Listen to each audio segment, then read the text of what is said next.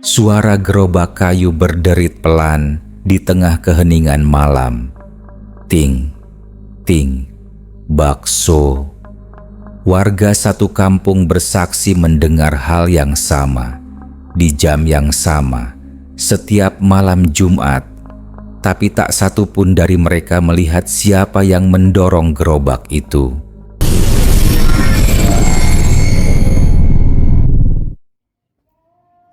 Kampung Cigaru adalah tempat yang tenang, terletak di pinggir kota Cianjur, Jawa Barat. Dikelilingi oleh sawah dan jalan-jalan sempit, kampung ini jarang tersorot media. Tapi semuanya berubah sejak malam Jumat 3 bulan lalu. Malam yang menjadi awal teror yang tak masuk akal. Dimulai dari suara gerobak bakso yang terdengar saat orang-orang seharusnya sudah terlelap. Malam itu, sekitar pukul 1.30 dini hari, Bu Nani, janda tua yang tinggal sendirian di ujung gang kampung, terbangun oleh suara yang sangat familiar. Ting, ting, bakso. Awalnya, ia mengira itu hanya mimpi atau imajinasinya sendiri. Tapi, suara itu semakin nyata. Denting mangkok yang dipukul centong kayu, roda gerobak kayu yang berderit, dan suara serak lelaki yang memanggil, "Bakso." Ia bangkit, mengintip dari balik tirai jendela. Di tengah gelapnya, gang yang hanya diterangi satu lampu jalan kuning kusam, terlihat siluet gerobak bakso bergerak perlahan. Bu Nani sempat melihat tubuh kurus seseorang mendorong gerobak itu. Tapi ada yang aneh, tubuhnya seperti gosong, hitam legam, dan wajahnya seperti meleleh. Terperanjat, Bu Nani mundur dan menutup tirainya rapat-rapat. Suara gerobak itu perlahan menjauh. Esok harinya, ia menceritakan semuanya pada tetangga. Banyak yang tak percaya, menyangka Bu Nani hanya mengigau. Namun, keanehan mulai terjadi ketika Pak Maman, warga RT 02, juga mendengar suara yang sama di malam Jumat berikutnya. Ia bahkan sempat keluar rumah, membawa senter. Tapi saat sampai di gang utama, tak ada siapa-siapa. Yang tertinggal hanyalah bekas roda gerobak di tanah basah. Desas-desus pun mulai beredar. Jangan-jangan itu Mang Darto, bisik Mak Rumi pada Bu Nani di warung pagi hari. "Siapa, Mak?" tanya Bu Nani dengan dahi berkerut. "Darto, tukang bakso keliling yang dulu tinggal di sini. Dia hilang sekitar tahun 90-an. Ada yang bilang dia dibunuh diam-diam sama warga." "Kenapa?" Mak Rumi menatap langit. Katanya baksonya pakai daging yang bukan dari sapi. Desas-desus itu makin hari makin liar. Anak-anak dilarang keluar malam, terutama setiap malam Jumat. Tapi gang yang sempit dan tenang itu tetap dihantui denting suara gerobak. Puncaknya terjadi 2 minggu setelahnya, saat Ricky, seorang remaja 18 tahun, pulang dari ronda malam dan mengaku membeli semangkuk bakso dari tukang keliling.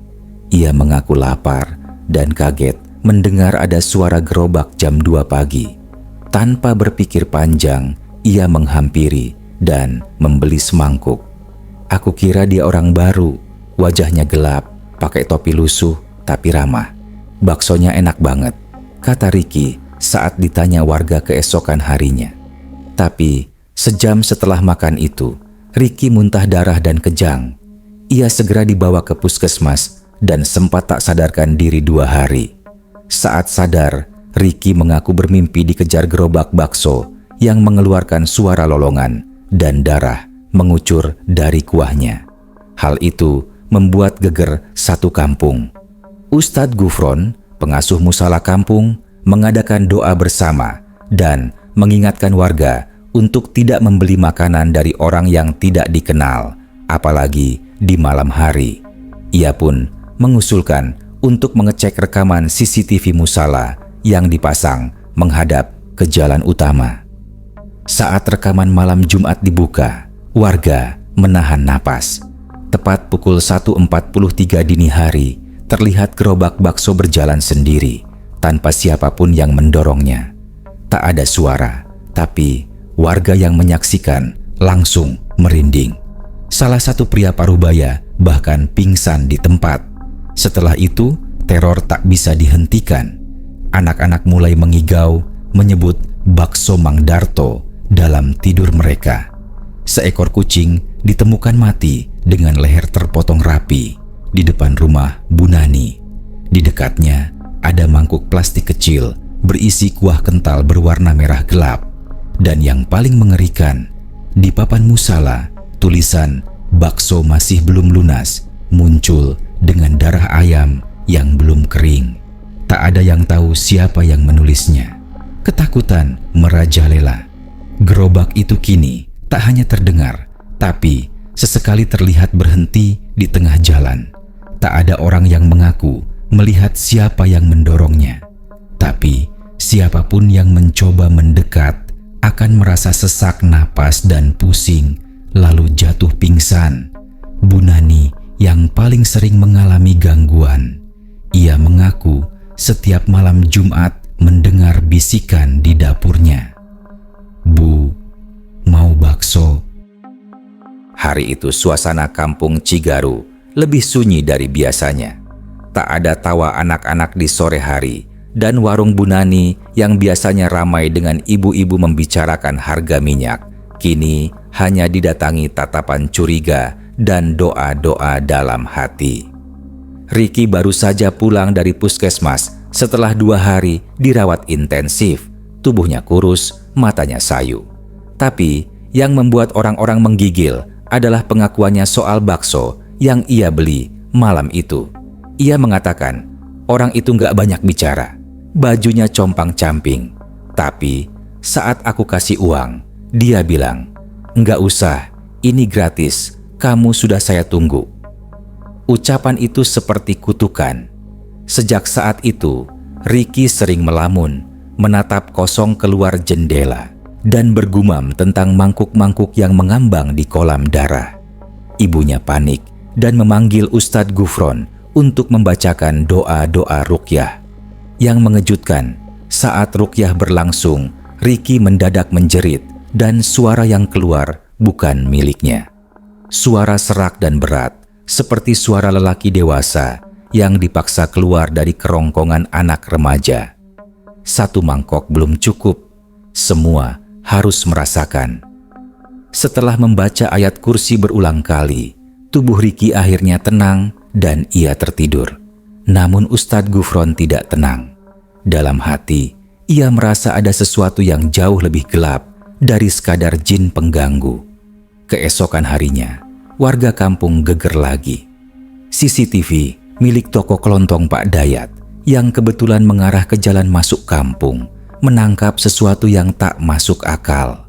Gerobak bakso lewat dengan sendirinya, dan sesaat kemudian bayangan hitam muncul dari balik gerobak. Bukan manusia, lebih seperti sosok arang hidup dengan bola mata putih menyala. Bayangan itu berhenti tepat di depan kamera dan menatap lurus. Rekaman itu cepat menyebar lewat grup WhatsApp kampung. Beberapa warga langsung memilih mengungsi ke rumah saudara. Tapi sebagian besar tetap tinggal karena tidak tahu harus percaya atau tidak. Di tengah kekacauan itu, ada satu orang yang diam-diam mulai menyelidiki sendiri. Pak Rendra, guru SD yang baru pindah ke Cigaru 3 bulan lalu. Ia skeptis, tapi tertarik dengan kejadian-kejadian ganjil yang menimpa kampung. Ia percaya, jika ditelusuri logikanya, pasti ada asal-usul yang bisa dijelaskan. Ia memulai penyelidikannya dengan mendatangi Mak Rumi, wanita tua yang dikenal sebagai penjaga cerita lama kampung Cigaru. "Mak, saya dengar-dengar soal Mang Darto. Apa benar dia pernah tinggal di sini?" tanya Pak Rendra sambil menyeruput teh manis di teras rumah panggung tua itu. Mak Rumi menarik napas panjang, lalu membuka laci kecil dari peti kayu di ruang tamu. Ia mengeluarkan satu foto tua yang nyaris pudar. Dalam foto itu, tampak seorang lelaki kurus berdiri di samping gerobak bakso. Ia mengenakan peci miring dan senyum kecil yang terlihat kikuk. Inilah Mang Darto. Dia jualan bakso tiap sore sampai malam. Tapi suatu hari dia dituduh warga. Katanya baksonya bikin anak-anak sakit. Ada juga yang bilang dia suka ambil daging dari tempat pemotongan liar. Isunya makin liar sampai ada yang nuduh dia pakai daging manusia. Pak Rendra tertegun. Dia dibawa warga malam-malam ke lapangan dekat kuburan lama itu. Tapi setelah itu hilang. Nggak ada yang mau ngomong. Cuma satu hal yang pasti, gerobaknya ditemukan gosong di tengah sawah tanpa tubuhnya. Malam itu Pak Rendra tak bisa tidur. Ia merasa suara dentingan mangkuk terus terngiang di telinganya. Pukul 2.15 pagi, ia mendengar suara langkah roda kayu dari luar. Dengan perlahan, ia bangkit dan mengintip dari jendela. Di bawah sinar bulan yang samar, tampak gerobak bakso berhenti di depan rumahnya. Tanpa ragu, Pak Rendra membuka pintu, membawa kamera ponselnya, dan mulai merekam. "Siapa di sana?" teriaknya. Tak ada jawaban. Tapi kuah mendidih dari panci gerobak terdengar jelas. Tiba-tiba, mangkuk yang tergantung di sisi gerobak berjatuhan satu persatu, seperti disentakan oleh tangan tak terlihat. Pak Rendra melangkah mundur, tapi kamera tetap menyala. Tiba-tiba, dari arah gerobak terdengar suara serak. "Kamu guru ya? Ajarin mereka rasa, agar tahu arti daging manusia."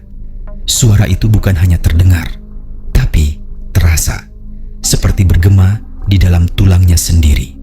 Keesokan paginya, Pak Rendra menghilang. Rumahnya terbuka, tak ada tanda kekerasan. Tapi di ruang tamu, warga menemukan mangkuk kecil dengan kuah merah pekat dan sepucuk catatan. "Saya sudah mencoba menjelaskan, tapi kebenaran kadang tidak ingin didengar. Di mangkuk itu ada sejumput daging yang tampak seperti lidah manusia." Kehilangan Pak Rendra membuat warga Cigaru benar-benar dicekam ketakutan. Seorang guru, dikenal rasional, tiba-tiba hilang secara misterius setelah menyelidiki gerobak bakso berhantu. Semakin banyak warga yang percaya bahwa ini bukan sekadar gangguan biasa, tapi kutukan dari masa lalu yang belum selesai dituntaskan. Ustadz Gufron mengumpulkan tokoh kampung dan para sesepuh di musala untuk mengadakan musyawarah darurat.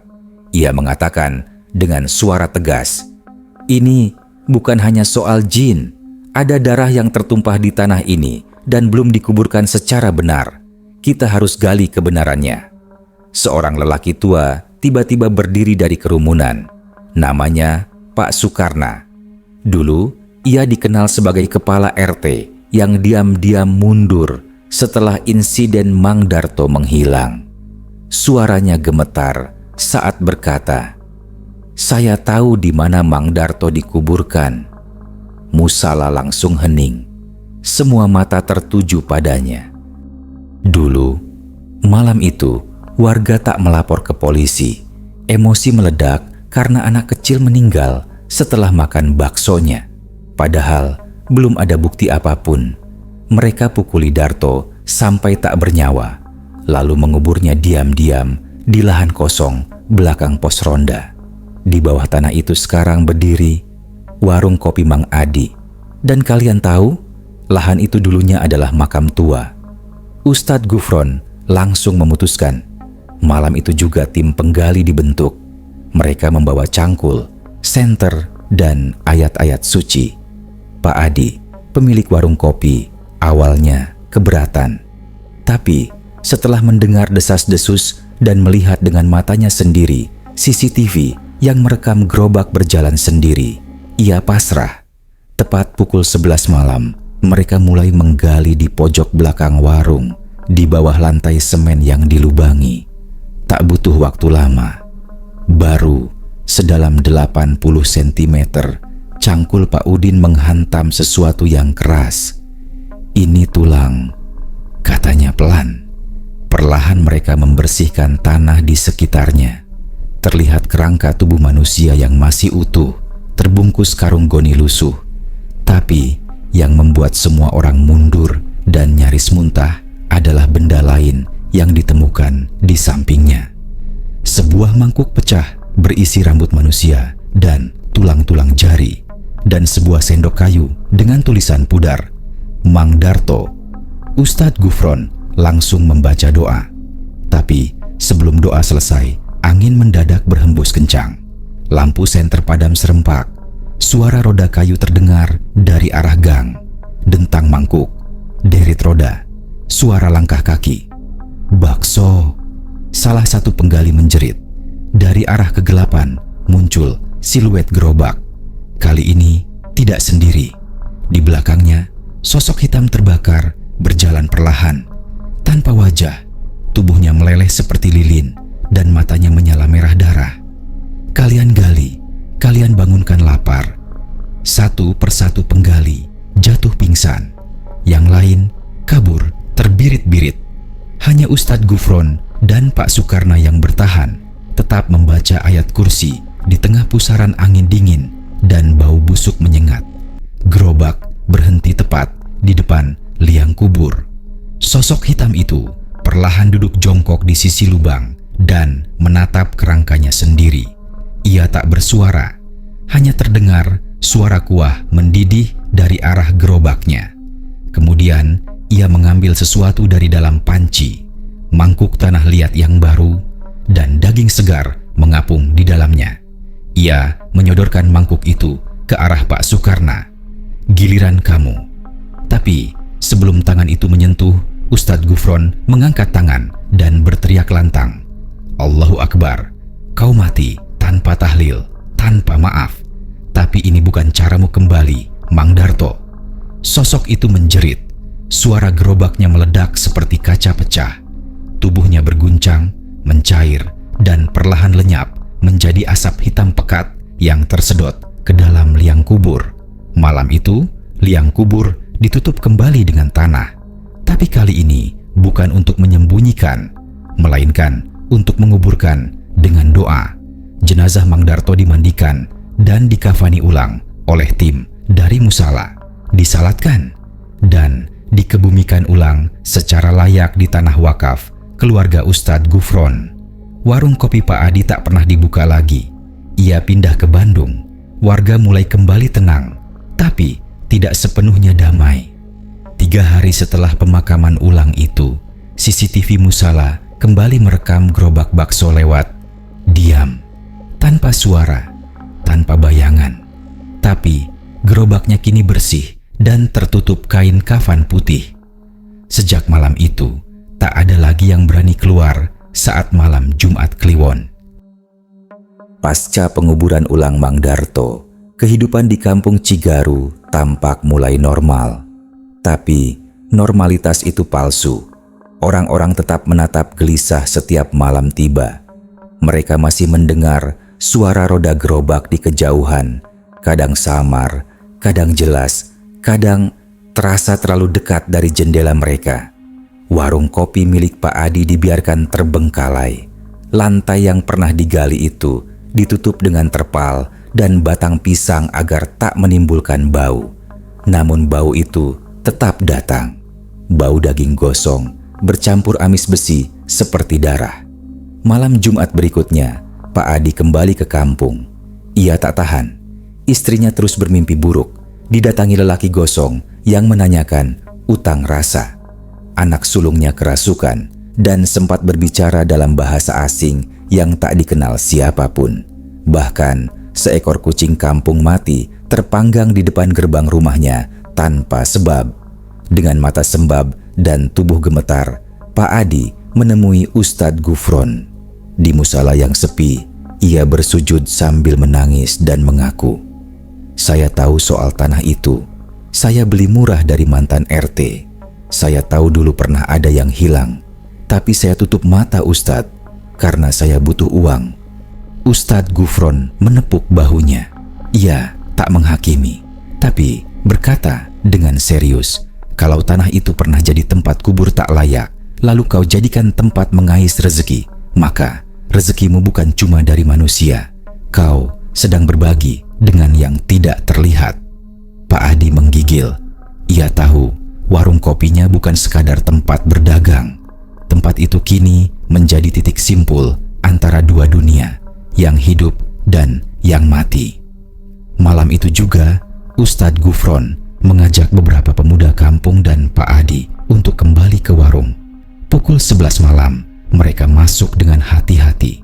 Warung tampak biasa dari luar, tapi begitu membuka pintu, hawa panas menyambar wajah mereka seperti dari tungku neraka. Padahal semua peralatan sudah lama tak digunakan. Lantai warung menghitam, bau daging gosong menyengat, dan di meja kayu yang sudah berdebu tampak satu mangkuk bakso utuh masih hangat dengan sendok kayu tertancap di tengahnya. "Siapa yang taruh ini?" tanya pemuda bernama Irwan. Suaranya menegang. Tak ada yang menjawab, tapi tiba-tiba gelas-gelas gantung berdering sendiri. Kompor tua di sudut ruangan menyala tanpa disentuh. Api biru menyala tanpa gas. Dan dari arah belakang, suara itu datang lagi. Bakso. Tapi kali ini bukan sekadar suara. Sosok Mang Darto muncul di pintu belakang. Tubuhnya lebih jelas daripada sebelumnya. Setengah daging, setengah arang. Urat-urat di wajahnya tampak meleleh. Namun matanya tajam dan hidup. Ia menatap langsung ke arah Pak Adi. "Kau yang buka pintu, kau yang harus tutup rasa." Pak Adi jatuh tersungkur. Mulutnya bergetar. Tapi sebelum ia bisa berkata apa-apa, mangkuk di meja mulai berputar sendiri. Uapnya naik seperti kabut. Dan di dalam uap itu muncul wajah-wajah. Wajah anak-anak, perempuan, dan lelaki tua. Semua tampak mengenakan pakaian lusuh. Semua menyeringai tanpa mata. Ustadz Gufron segera membaca doa dengan keras. Tapi kali ini doa seakan terpental oleh kekuatan yang lebih besar. Sosok Mang Darto mengangkat tangan. Seketika semua lampu padam. Dalam kegelapan hanya api biru dari tungku yang menyala menyoroti wajah-wajah meringis di balik uap bakso. Lalu terdengar suara lain. Bukan dari Mang Darto, tapi dari dalam gerobak. "Kami pernah lapar." Ustadz Gufron memejamkan mata. Ia tahu ini bukan hanya tentang dendam Mang Darto.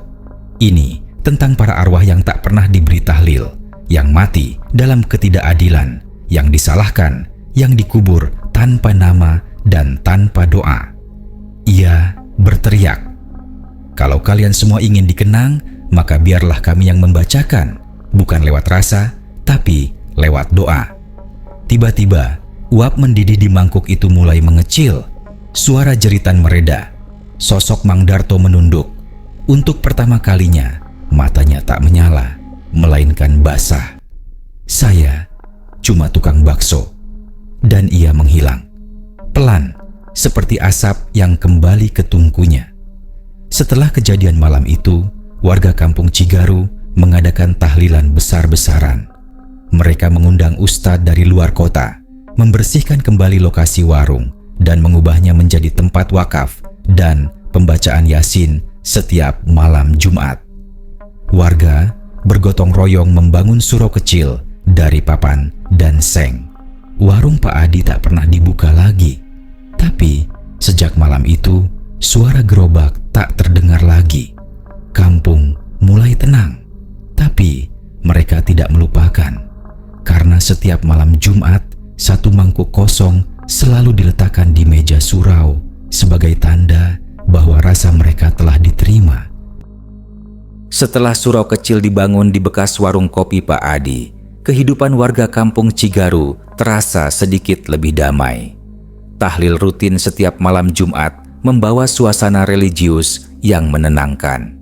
Tapi meski suara gerobak tak lagi terdengar, ada satu hal yang masih terjadi setiap minggunya. Mangkuk kosong yang diletakkan di atas meja surau selalu hilang saat subuh. Pak Darman, marbot surau, pernah mencoba menyembunyikan mangkuk itu di lemari. Tapi saat membuka lemari esok paginya, ia menemukannya kosong. dalam keadaan basah dan beraroma kaldu. Di sekelilingnya ada jejak kaki kotor, namun tidak seperti kaki manusia biasa. Jejaknya kecil, membulat, seperti roda, bercampur bekas lelehan sesuatu yang hitam gosong.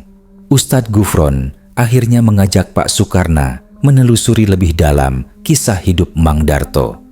Mereka pergi ke rumah jompo tempat tinggal terakhir ibu Mang Darto yang masih hidup, seorang wanita renta bernama Mak Sumiem. Awalnya Mak Sumiem menolak bicara, tapi setelah diyakinkan dan diberi kesempatan membaca Al-Fatihah untuk anaknya, ia membuka kisah tragis itu. Darto itu anak baik. Dia yatim sejak bayi. Saya jualan sayur, dia bantu dari kecil. Tapi sejak umur 20, dia mulai dagang bakso keliling. Tapi bukan cuma itu yang dia bawa. Mak Sumiem bercerita, dulu Mang Darto sering mendapat hinaan dari warga karena fisiknya. Badannya besar, wajah bopeng karena cacar, dan bicaranya cadel. Anak-anak sering mengejek. Banyak warga enggan membeli dagangannya.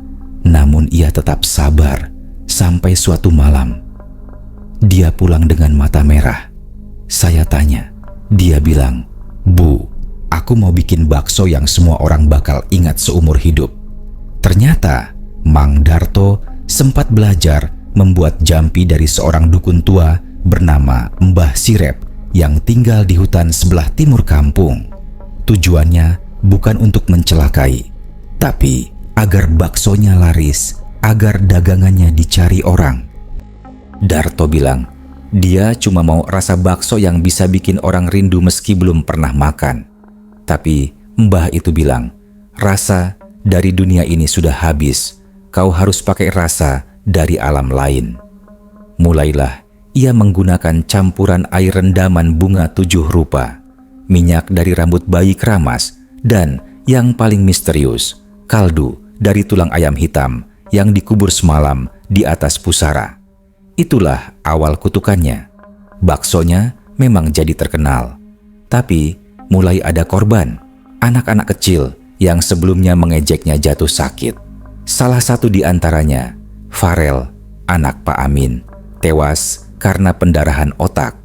Ia sempat mengigau di akhir hayatnya. Baksonya enak banget, tapi aku belum bisa keluar. Warga mencurigai Mang Darto, tapi mereka tidak pernah menemukan bukti. Sampai suatu malam, warga memukulinya dan menghilangkan jenazahnya secara diam-diam, seperti yang sudah diceritakan sebelumnya. Namun, dari cerita Mak Sumiem, Ustadz Gufron menyadari satu hal. Mang Darto bukan jahat. Ia hanya manusia putus asa yang berdoa pada arah yang salah. Kekuatan yang datang melalui baksonya bukanlah sekadar jampi, tapi pintu. Dan setiap orang yang makan baksonya secara tidak sengaja membuka pintu rasa kepada dunia para arwah yang lapar. Arwah anak, arwah dendam, dan arwah penasaran. Malam itu, Ustadz Gufron mengajak semua warga mengadakan doa mangkuk terakhir. Ia minta seluruh warga hadir dan membawa satu mangkuk masing-masing. Ia berkata, "Kalau rasa membawa kutukan, maka biarlah doa dari banyak hati membawa penutup. Kita tutup rasa, kita akhiri dendam ini." Warga berkumpul di surau. Di depan mereka, satu gerobak bakso asli milik Mang Darto yang ditemukan di gudang belakang rumah Pak Sukarna masih utuh meski bertahun-tahun tertutup. Ustadz Gufron mulai membaca doa. Tiba-tiba pintu surau tertutup sendiri. Angin bertiup kencang. Semua lilin padam. Tapi dalam kegelapan terdengar suara roda perlahan dan dentang mangkuk yang menandakan Mang Darto datang untuk terakhir kalinya. Sosoknya muncul. Kali ini bukan seperti arwah dendam, tapi lebih menyerupai manusia biasa dengan wajah tenang walau kulitnya masih hangus. Di belakangnya, barisan arwah yang dulu terperangkap rasa berdiri hening. Tak menakutkan, tapi mengiba. Kami ingin diingat bukan karena rasa, tapi karena pernah ada. Ustadz Gufron mengangkat tangannya tinggi-tinggi. Seluruh warga mengangkat mangkuk masing-masing. Bismillah, dengan ini kami tutup pintu rasa. Kami buka pintu maaf dan doa. Sekejap, cahaya putih menyinari ruangan. Mangkuk-mangkuk bergetar, lalu hening. Sosok Mang Darto menatap satu persatu warga, menunduk dan berkata, "Terima kasih, sekarang aku bisa pulang?" Ia tersenyum untuk pertama dan terakhir kalinya, lalu menghilang. Bersamanya, semua arwah lain juga lenyap seperti kabut pagi. Gerobak Mang Darto meledak perlahan menjadi abu, menyisakan satu sendok kayu dan satu kata terukir, "Maafkan." Sudah seminggu sejak doa mangkuk terakhir digelar. Sejak malam itu, kampung Cigaru terasa benar-benar berbeda. Angin malam lebih tenang. Tak ada lagi suara roda gerobak, tak ada mangkuk kosong yang hilang, tak ada kucing gosong di depan rumah. Warung Pak Adi yang telah diubah jadi surau kecil kini ramai dengan warga setiap malam Jumat. Di sana, tahlil bergema. Nama-nama yang dulu tak pernah disebut kini diingat. Tak ada yang tahu siapa tepatnya mereka, tapi mereka disebut satu persatu, seperti sanak keluarga yang pulang dari pengembaraan panjang. Pak Adi sendiri sudah tidak lagi berjualan. Ia memilih menjadi penjaga surau. Ia merasa itu caranya menebus kesalahan. Tapi, seperti cerita-cerita lama yang tak pernah selesai, selalu ada bagian yang tertinggal. Dan bagian itu muncul pada malam Jumat terakhir di bulan Suro. Malam itu, hujan turun deras. Surau sepi karena warga takut keluar. Pak Adi tetap di dalam, membersihkan sajadah dan membakar dupa wangi pemberian tetua kampung. Tepat pukul 1 pagi dini hari, saat Pak Adi menutup jendela, terdengar suara lembut dari luar. "Bakso." Ia terdiam. Tidak, ini tidak mungkin. Bukankah semua sudah selesai? Ia mencoba mengabaikan.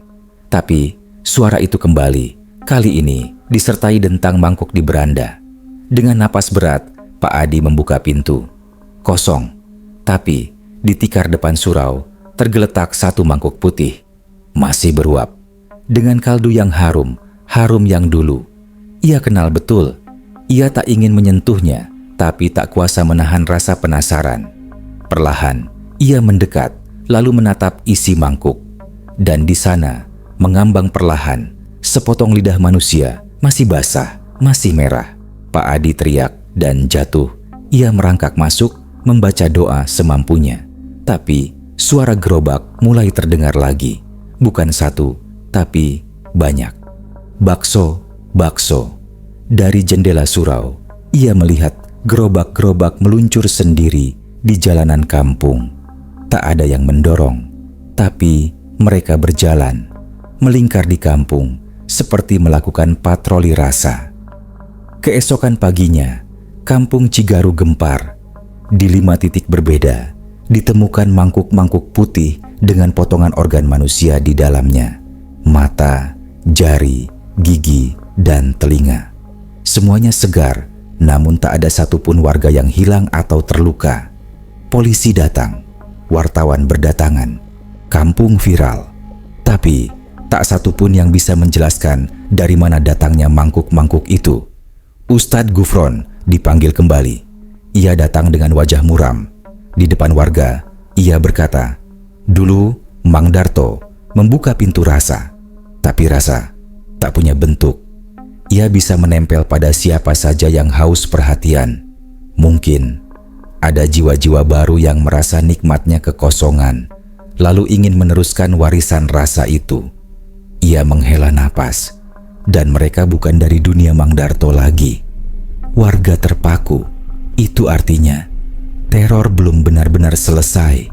Mungkin Mang Darto telah tenang, tapi gerobaknya dan rasa yang pernah ia ciptakan telah menjadi simbol bagi sesuatu yang lebih gelap. Beberapa minggu kemudian, seorang YouTuber kuliner datang ke Cigaru. Ia mendengar cerita viral itu dan nekat melakukan eksplorasi malam hari. Dengan kamera night vision, ia menyusuri jalan kampung, lalu masuk ke surau kecil itu. Ia tertawa-tawa di awal, menganggap ini konten belaka. Sampai kamera merekam satu mangkuk bakso yang muncul di meja. Sendoknya berputar sendiri. Ia mendekat, lalu mencicipi satu sendok. Rasanya gila, enak banget. Kayak nostalgia yang gak pernah gua punya. Video itu dipotong. Keesokan harinya, channel YouTube-nya hilang. Orangnya tidak pernah ditemukan. Tapi beberapa bulan setelah itu, sebuah gerobak bakso misterius terlihat mangkal di pinggiran Jakarta. Penjualnya tak pernah terlihat, tapi baksonya disebut luar biasa enak.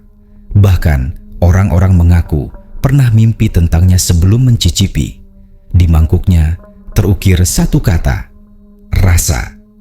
Akhir cerita, bakso Mang Darto memang sudah hilang, tapi rasa yang ia buka telah menjadi bagian dari dunia ini.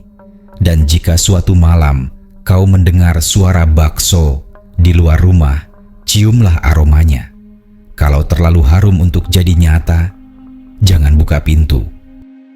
Mang Darto mungkin hanya satu dari sekian banyak jiwa yang terjebak di antara dendam dan kematian. Tapi satu hal yang bisa kita pelajari dari kisah ini, jangan pernah sembarangan makan dari orang yang tidak kau kenal, apalagi saat malam telah sunyi. Terima kasih sudah menonton. Kalau kamu suka kisah nyata seperti ini, jangan lupa like, komentar, dan subscribe. Sampai jumpa di cerita mencekam berikutnya.